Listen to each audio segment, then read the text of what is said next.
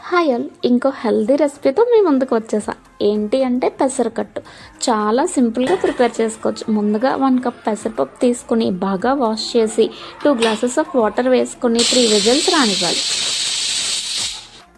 తర్వాత stove on చేసుకుని bowl పెట్టి 2 టీ స్పూన్స్ ఆయిల్ వేడయ్యాక ఆవాలు, జీలకర్ర, మినప్పప్పు, కరివేపాకు, పచ్చిమిర్చి, అల్లం, వెల్లుల్లి వేసుకొని పచ్చివాసన పోయేదాకా ఫ్రై చేసుకోవాలి.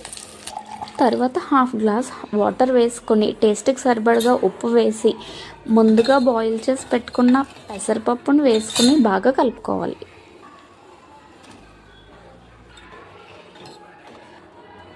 నేను చూపిస్తున్నట్లుగా ఈ కన్సిస్టెన్సీ సరిపోతుంది. ఇంకా కావాలంటే కొంచెం వాటర్ యాడ్ చేసుకోవచ్చు.